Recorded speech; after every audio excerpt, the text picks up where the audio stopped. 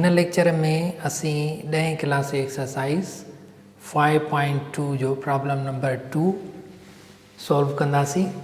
Problem number 2 जा जेके भी प्रॉब्लम आहिनि उहे सभु परफेक्ट स्क्वायर न आहिनि, यानी a plus B whole square इहो परफेक्ट स्क्वायर आहे, उहे न आहिनि। हिननि में का शइ खुटल आहे जेका एड कंदासीं ऐं सबट्रैक्ट बि कंदासीं, ऐं इन तरीक़े सां सॉल्व कंदासीं। परफेक्ट स्क्वायर छा आहे? जीअं x square plus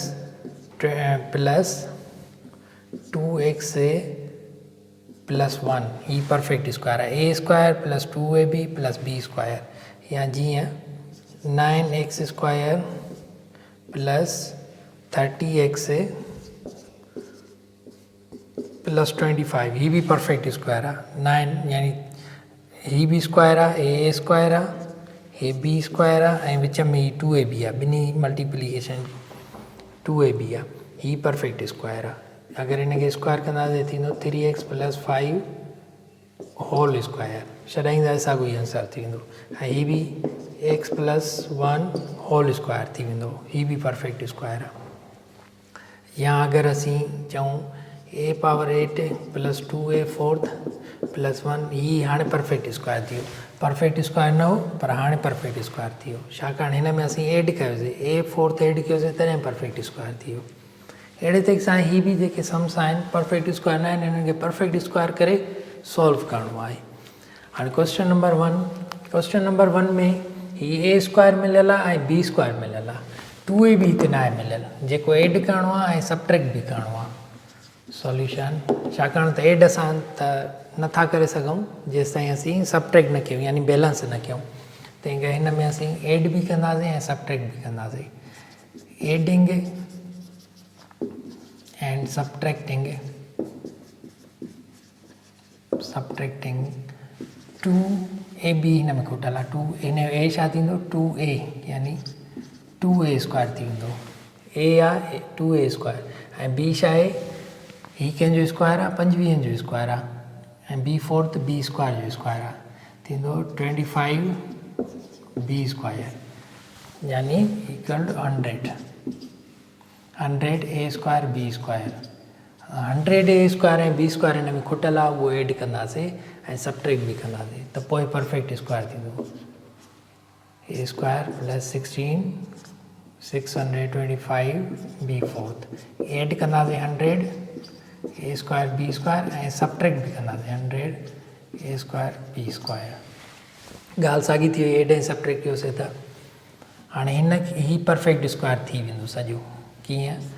2a square whole square plus 2a ही साॻियो ई आहे, ऐं b छा थींदो 25b square plus b square, 25b square ही साॻियो ई minus 100 a square B square. ही सॼो छाजे बराबरि थींदो 2a square plus 2ab plus 25b square, यानी ही थींदो a square plus 2ab plus b square. Perfect square थी वियो 2a square plus 25b square whole square minus ही 100 खे असीं हीअं लिखी सघूं था 10ab स्क्वायर। हाणे थी वियो डिफरेंस ऑफ 2 स्क्वायर वारो फार्मूलो, माना a square minus b square फार्मूलो बि ठही वियो, परफेक्ट स्क्वायर बि थी वियो ऐं ही डिफरेंस ऑफ 2 स्क्वायर वारो फार्मूलो बि ठही वियो, यानी हिकिड़ो माइनस मिलंदो असांखे आंसर, ॿियो प्लस मिलंदो। 2a square minus 10ab plus b square, हिकिड़ो माइनस 10ab मिलियो, ॿियो प्लस 10ab मिलंदो। 2a square plus 10ab plus 25b square, यही थी वियो असांजो आंसर।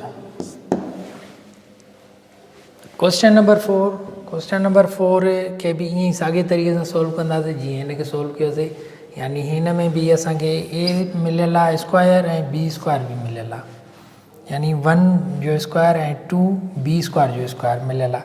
असांखे विचों टर्म न आहे मिलियल, विचों टर्म जीअं हिते असीं एड कयोसीं, ही अहिड़े तरीक़े सां हिते बि असीं एड कंदासीं।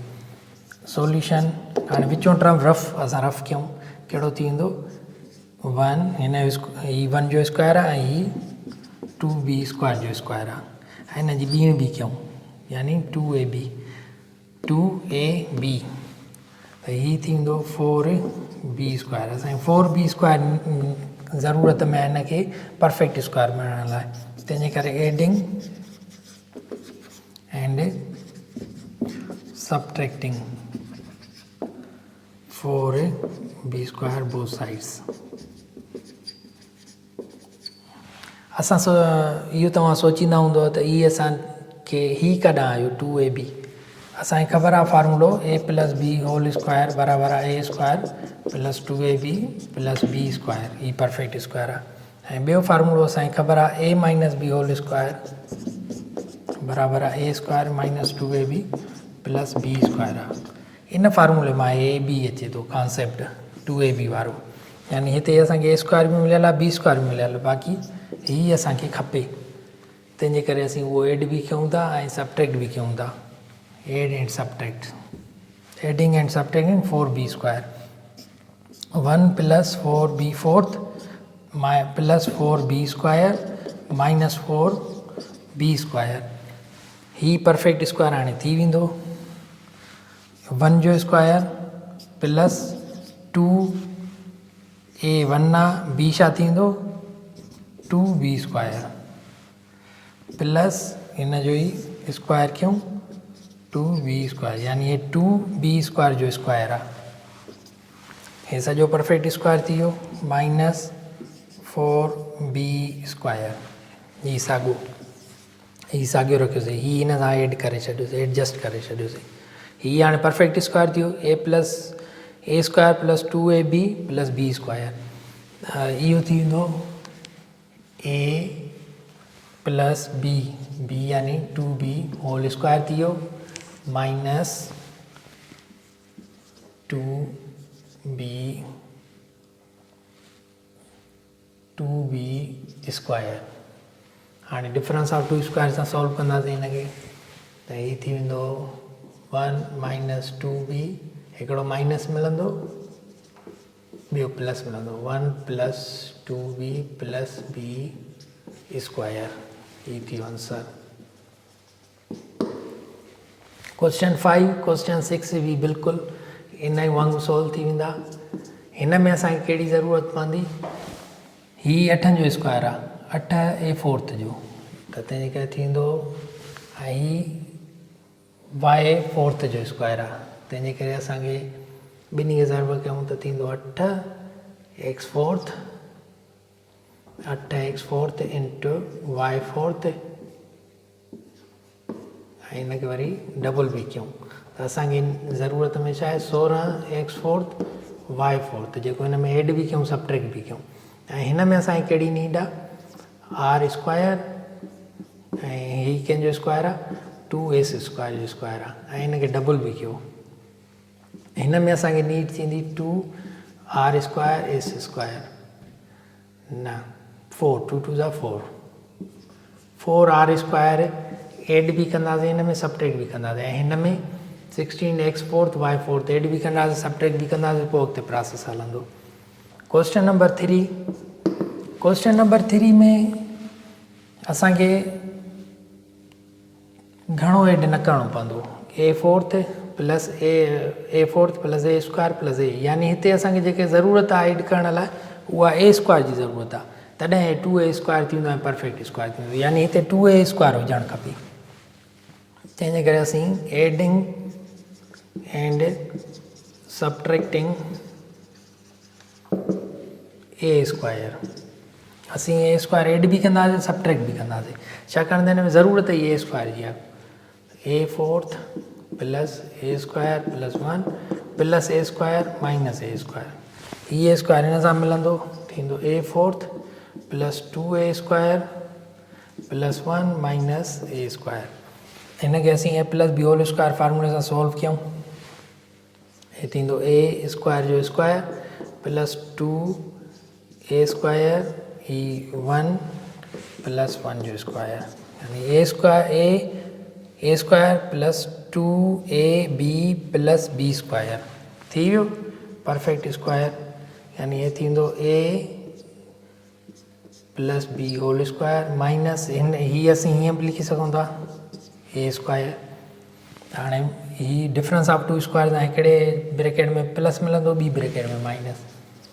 ए स्क्वायर माइनस ए प्लस 1 ए स्क्वायर प्लस ए प्लस 1 ये थी आंसर। क्वेश्चन एड भी सेम साॻे तरीक़े सां थी वेंदो, यानी असीं एड भी कंदासीं ऐं सब्ट्रैक्ट भी कंदासीं। ए एट प्लस ए फोर्थ प्लस 1 हिन में असांखे ए फोर्थ एड भी करणु खपे ऐं सब्ट्रैक्ट भी करणु खपे जीअं इहो परफेक्ट स्क्वायर थी वञे। Adding and subtracting A fourth, छाकाणि त हिन में ए फोर्थ जी ज़रूरत आहे, जीअं 2a फोर्थ थी वञे पोइ परफेक्ट स्क्वायर थींदो। ए फोर्थ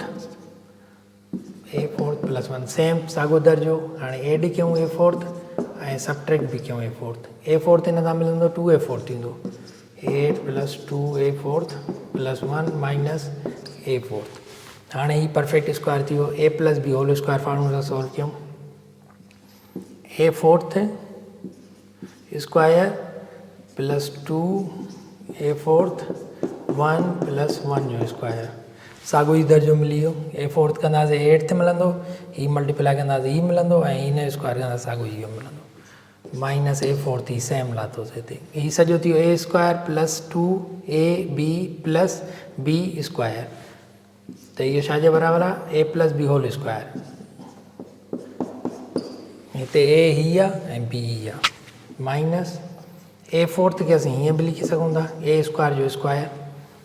असांखे ॿ ब्रैकेट मिलंदियूं, सॉरी हिते थींदो ए फोर्थ आहे न, त हाणे हीअ थींदो ए फोर्थ माइनस ए स्क्वायर प्लस 1 ए फोर्थ प्लस ए स्क्वायर।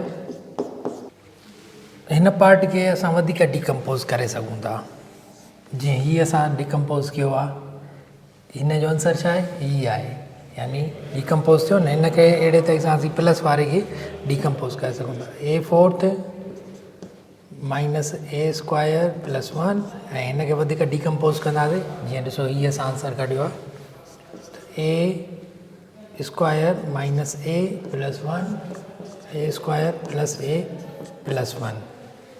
जॾहिं बि अहिड़ो पावर हुजे जेको वधीक डिकम्पोज़ थी सघे थो, ख़ासि करे प्लस वारी साइड वधीक डिकम्पोज़ थी वेंदी। ही थियो आंसर।